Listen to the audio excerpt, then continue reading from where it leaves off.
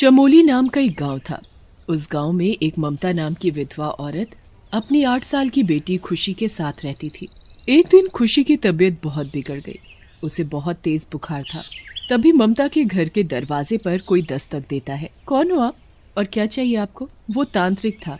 हम तांत्रिक बाबा हैं, दिखाई नहीं देता क्या? हम कोई ऐसे वैसे बाबा नहीं हैं। हमें सब पता है तुम्हारी बेटी के बारे में। वो बीमार है ना, और उसके इलाज के लिए तुम्हारे पास पैसे नहीं हैं। हाँ बाबा, आपने बिल्कुल सही कहा। मेरी बच्ची बहुत बीमार है। मैं उसका इलाज कैसे कराऊं? तुम चिंता मत करो, अब मैं आ गया हूँ। तुम्हारी बेटी को हम अपनी तांत्रिक विद्या से ठीक कर देंगे। इसके लिए तुम्हें हमें कुछ देने की भी जरूरत नहीं। ममता खुश हो जाती है कि उसे बिना कुछ दिए उसकी बेटी ठीक हो जाएगी। ममता तांत्रिक बाबा को घर के अंदर बुला लेती है।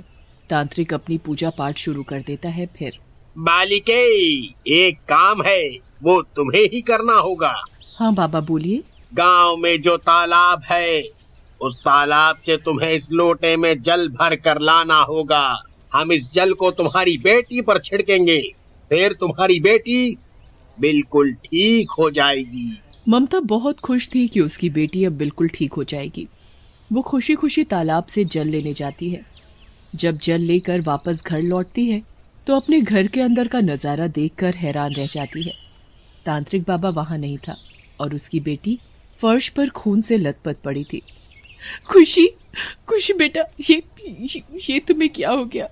खुशी, आंखें खोलो मेरी बच्ची, आंखें खोलो। ममता के रोने और चीखने की आवाज सुनकर सभी गांव वाले वहां इकट्ठा हो जाते हैं। ममता बहन, ये सब क्या है?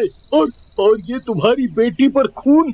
अगर इसे कहीं चोट आई है तो इसे गांव के वैद्य के पास ले चलो जल्दी। मेरी बच्ची अब कभी ठीक नहीं हो सकती क्योंकि वो मर चुकी है। ये सब मेरी वजह से हुआ है। मैंने क्यों उस तांत्रिक पर विश्वास किया, क्यों उसे अपने घर में घुसाया? तांत्रिक? ये उसी तांत्रिक का किया हुआ है जो बच्चों को मारकर उनका दिल निकाल कर ले जाता है। ममता बहन, क्या तुम्हें उसके बारे में नहीं पता था?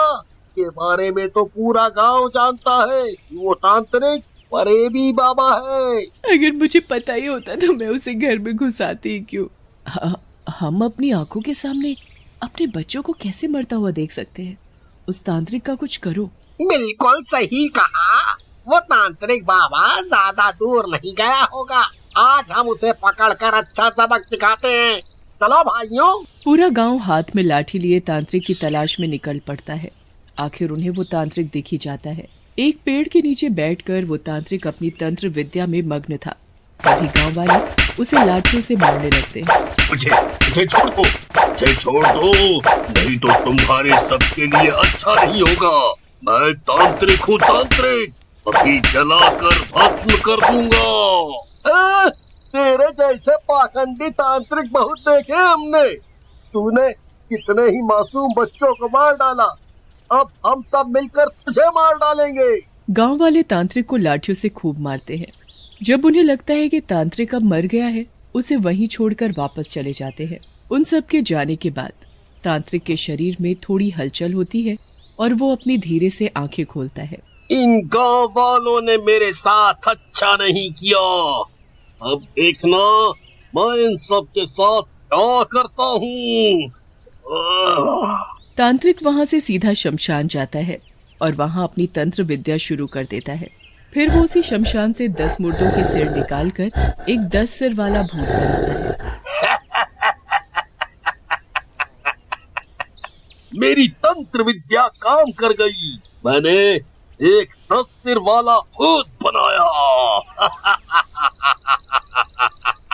आपने मुझे जीवन दान दिया है, इसलिए आज से आप मेरे मालिक हुए। बताइए, क्या हुक्म है मेरे लिए? आपने किस जरूरी काम के लिए हमें एक साथ जोड़ा? मेरा मकसद है गांव की तबाही। मैं चाहता हूँ कि तुम गांव में जाओ और गांव वालों को उठाकर मेरे पास यहाँ लेकर आओ। मुझे उन सभी लोगों का दिल चाहिए। मैं सबका दिल निकाल लूंगा, उन्हें मार दूंगा। आप जैसा चाहोगे मैं वैसा ही करूंगा। मैं अभी जाता हूँ गांव में। 10 सिर वाला भूत गांव में घुस जाता है। भूत को देख सभी लोग इधर उधर भागने लगते हैं। ओ भूत छोड़ दो, अरे कोई मुझे बचाओ, अरे मुझे बचाओ कोई।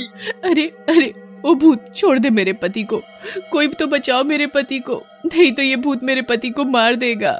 मैं तुम्हारे पति को नहीं मारूंगा, पर मैं इसे अपने साथ लेकर जाऊंगा। भूत जयदेव को उठाकर तांत्रिक के पास ले जाता है।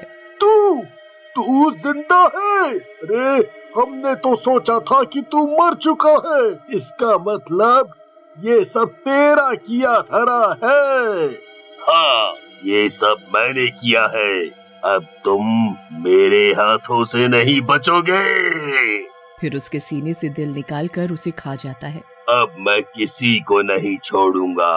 बच्चे जवान जो भी मिलेगा मैं सबका दिल निकाल कर खा जाऊंगा। ओ भूत, ये बाकी का बचा हुआ हिस्सा तुम सारे का सारा खा लो। भूत के 10 सिर जयदेव को नोच नोच कर खा जाते हैं। अगले दिन भूत फिर से गांव के आदमी को उठाकर तांत्रिक के हवाले कर देता है।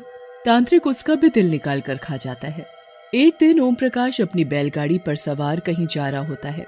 उसके साथ उसका 12 साल का बेटा रमन भी होता है।